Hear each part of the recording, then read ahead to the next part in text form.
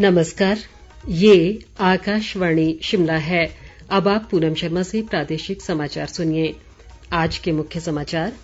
मुख्यमंत्री जयराम ठाकुर ने कांगड़ा जिले के ज्वाली और नूरपुर में करोड़ों रुपए की विकास परियोजनाओं का किया शुभारंभ।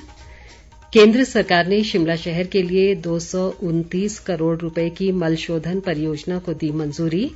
मुख्य निर्वाचन अधिकारी मनीष गर्ग ने सोलन में विधानसभा चुनाव की तैयारियों का लिया जायजा।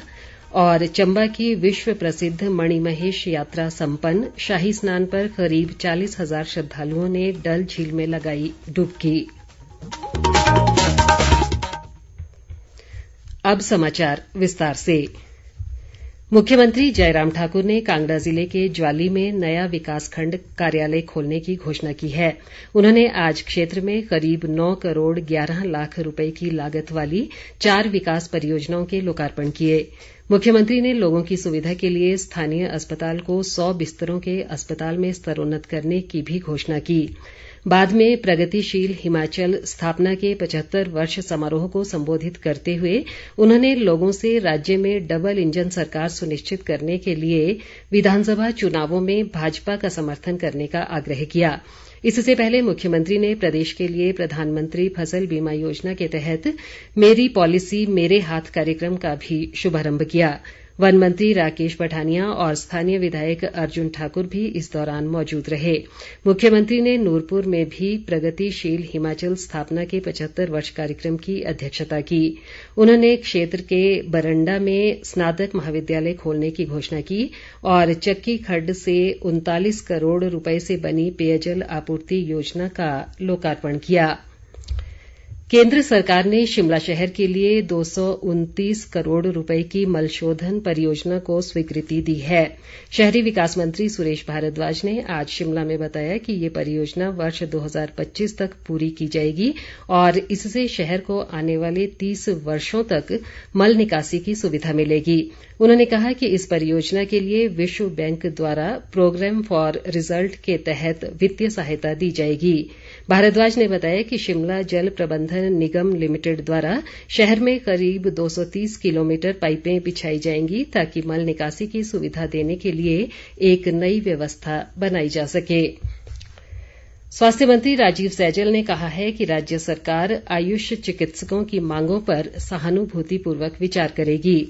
शिमला में आज एक बैठक में उन्होंने कहा कि सरकार डॉक्टरों की मांगों के प्रति हमेशा संवेदनशील रही है। उन्होंने कहा कि प्रदेश के लोगों को गुणात्मक चिकित्सा सेवाएं देने में आयुर्वेदिक चिकित्सक अहम योगदान दे रहे हैं। राजीव सैजल ने बताया कि सरकार ने भारत की प्राचीन आयुर्वेदिक चिकित्सा पद्धति को लोकप्रिय बनाने को भी प्राथमिकता दी है। ऊर्जा मंत्री सुखराम चौधरी ने सिरमौर जिले के गिरिपार क्षेत्र में करीब 10.5 करोड़ रुपए से बनने वाली राजपुर कुलथीना सड़क का आज शिलान्यास किया। उन्होंने कहा कि वर्तमान सरकार ने प्रदेश में विकास कार्यों को गति दी है और इसी कड़ी में पांवटा साहिब विधानसभा क्षेत्र में भी कई विकास कार्य संपन्न हुए हैं। विधानसभा अध्यक्ष विपिन परमार ने कहा है कि नई शिक्षा नीति युवाओं को स्वावलंबी बनाने में सहायक सिद्ध होगी। वे कांगड़ा जिले के राजकीय वरिष्ठ माध्यमिक विद्यालय पुड़वा के वार्षिक समारोह में बोल रहे थे। उन्होंने युवाओं से खेलों में नियमित रूप से भाग लेते हुए नशे से दूर रहने का आह्वान किया। परमार ने स्कूल के अतिरिक्त भवन सहित बलोटा में प्राथमिक स्वास्थ्य केंद्र का भी शुभारंभ किया। दूसरी ओर सामाजिक न्याय व अधिकारिता मंत्री सरवीण चौधरी ने शाहपुर विधानसभा क्षेत्र के घरोह स्कूल के वार्षिक समारोह में मेधावी विद्यार्थियों को सम्मानित किया। उन्होंने युवाओं से स्वामी दयानंद सरस्वती की परंपराओं को आगे बढ़ाने का कार्य करने का आह्वान किया। इस बीच कृषि मंत्री वीरेंद्र कंवर ने ऊना जिले के कुटलैहड़ में नव स्तरोन्नत राजकीय विद्यालय ककराना और टिहरा का उद्घाटन किया। उन्होंने कहा कि शिक्षा में गुणात्मक सुधार को राज्य सरकार ने सर्वोच्च प्राथमिकता दी है। भाजपा के वरिष्ठ नेता व पूर्व मुख्यमंत्री प्रेम कुमार धूमल ने विधानसभा चुनाव में जीत के लिए पार्टी कार्यकर्ताओं से ईमानदारी से कार्य करने का आह्वान किया है। सुजानपुर में आज पार्टी कार्यकर्ताओं की विशेष बैठक में उन्होंने कहा कि 2019 में लोकसभा चुनाव में सुजानपुर क्षेत्र से भाजपा को हर पंचायत से लीड मिली थी, जिसे आगामी विधानसभा चुनाव में कायम रखना है। धूमल ने कहा कि सुजानपुर विधानसभा क्षेत्र में हर बूथ से पार्टी के उम्मीदवार को बढ़त दिलाने के लिए काम करने की जरूरत है और ये तभी संभव होगा जब हर कार्यकर्ता सच्ची मेहनत और लगन से कार्य करेगा। बैठक में सुजानपुर भाजपा मंडल के सभी पदाधिकारी, सदस्य, बूथ अध्यक्ष व बूथ पालकों सहित पंचायत प्रतिनिधि भी मौजूद रहे। मुख्य निर्वाचन अधिकारी मनीष गर्ग ने आज सोलन में आगामी विधानसभा चुनाव की तैयारियों का जायजा लिया। उन्होंने चुनाव से संबंधित सभी नोडल अधिकारियों को पुख्ता तैयारियां करने के निर्देश दिए। उन्होंने इस बात पर भी बल दिया कि प्रत्येक मतदान केन्द्र पर 100% मतदान का लक्ष्य हासिल किया जाए। मनीष गर्ग ने नए मतदाताओं को मताधिकार के बारे में जागरूक करने के लिए विशेष शिविर आयोजित करने पर भी बल दिया। इधर प्रदेश के सभी 68 विधानसभा क्षेत्रों में मतदाता सूचियों का विशेष पुनरीक्षण कार्य 10 अक्तूबर तक पूरा कर लिया जाएगा। निर्वाचन विभाग के एक प्रवक्ता ने बताया कि 11 सितंबर तक प्राप्त दावों और आपत्तियों का 26 सितंबर तक निपटारा कर लिया जाएगा। 10 अक्तूबर को सूचियां अंतिम रूप से प्रकाशित कर दी जाएंगी। शिक्षा मंत्री गोविंद सिंह ठाकुर ने संस्कृत भाषा का दैनिक जीवन में प्रयोग करने की दिशा में प्रयास करने पर बल दिया है। कुल्लू में आज एक संगोष्ठी में उन्होंने कहा कि इसके लिए सरकारी स्कूलों में तीसरी कक्षा से संस्कृत की पढ़ाई शुरू की जाएगी। गोविंद ठाकुर ने कहा कि राज्य सरकार द्वारा नए संस्कृत महाविद्यालय खोले जा रहे हैं और कुल्लू जिले के जगतसुख में भी 3 हेक्टेयर भूमि पर संस्कृत महाविद्यालय शुरू किया जाएगा। प्रदेश कांग्रेस प्रचार कमेटी के अध्यक्ष सुखविंदर सिंह सुक्खू ने कहा है कि राज्य में कांग्रेस सरकार बनने पर पहला फैसला पुरानी पेंशन बहाली को लेकर किया जाएगा। उन्होंने आज शिमला में पुरानी पेंशन की मांग को लेकर अनशन पर बैठे कर्मचारियों से मिलकर उन्हें ये आश्वासन दिया। उन्होंने कहा कि सरकारी कर्मचारियों का प्रदेश के विकास में बड़ा योगदान रहा है और कांग्रेस हमेशा से उनके साथ रही है। सुखविंदर सिंह ने कहा कि कांग्रेस ने भाजपा के घोषणा पत्र का भी अध्ययन किया है और उसमें पाया गया है कि जनता से किए गए वायदों को पूरा नहीं किया गया है। चंबा की विश्व प्रसिद्ध मणिमहेश यात्रा आज पवित्र डल झील में शाही स्नान के साथ संपन्न हो गई। शाही स्नान पर करीब 40,000 श्रद्धालुओं ने डल झील में डुबकी लगाई और सामने स्थित कैलाश पर्वत के दर्शन किए।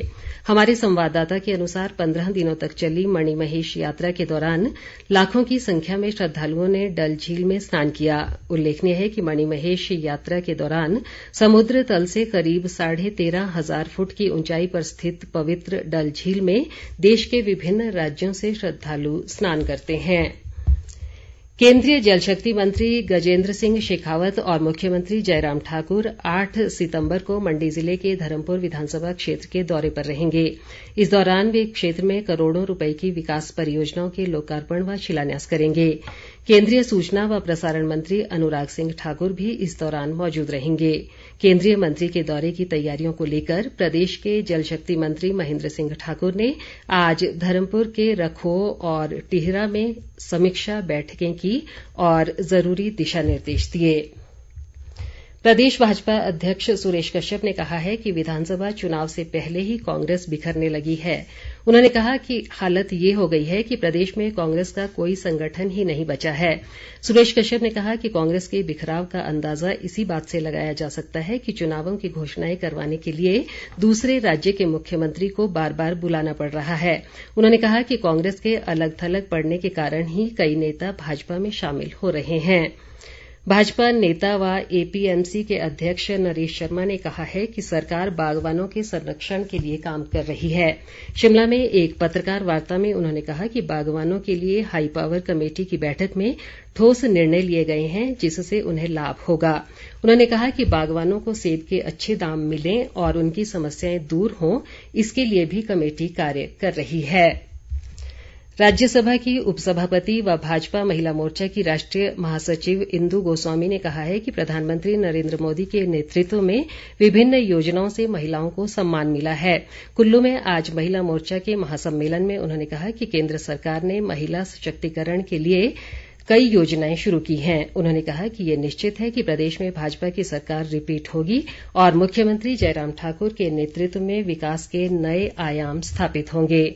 प्रदेश भाजपा महिला मोर्चा की अध्यक्ष रश्मिधर सूद ने भी महासम्मेलन को संबोधित किया। अंत में मुख्य समाचार एक बार फिर। मुख्यमंत्री जयराम ठाकुर ने कांगड़ा जिले के ज्वाली और नूरपुर में करोड़ों रुपए की विकास परियोजनाओं का किया शुभारंभ। केंद्र सरकार ने शिमला शहर के लिए 229 करोड़ रुपए की मल शोधन परियोजना को दी मंजूरी। मुख्य निर्वाचन अधिकारी मनीष गर्ग ने सोलन में विधानसभा चुनाव की तैयारियों का लिया जायजा। और चंबा की विश्व प्रसिद्ध मणिमहेश यात्रा संपन्न। शाही स्नान पर करीब 40,000 श्रद्धालुओं ने डल झील में लगाई डुबकी। इसी के साथ ये समाचार बुलेटिन समाप्त हुआ। नमस्कार।